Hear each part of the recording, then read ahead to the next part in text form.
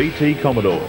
General Motors Holden has invested over $600 million in designing and refining its latest sedan, an investment the General hopes will pay off by winning the showroom sales race against arch-rival Ford with its new Falcon.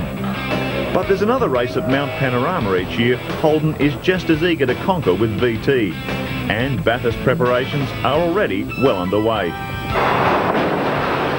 The new VT body shell is stronger and sleeker than the current VS model, but major surgery and a new front suspension design will be needed to provide sufficient room for the wide racing tyres.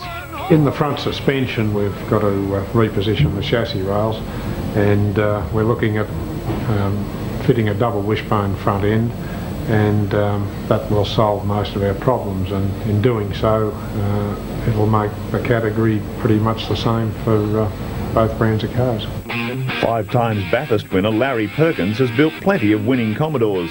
A skilled engineer, Larry is already hard at work on the VT prototype and knows only too well the amount of work required turning this new road car into a Bathurst winner.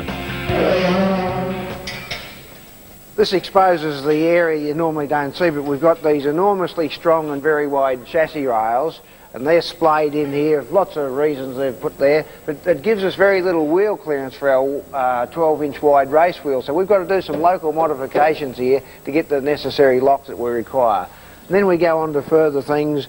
You know, the handbrake mechanism here we take away. We don't have a handbrake in our race car. We go further back here and get rid of little brackets that hold exhaust pipes and stuff like that.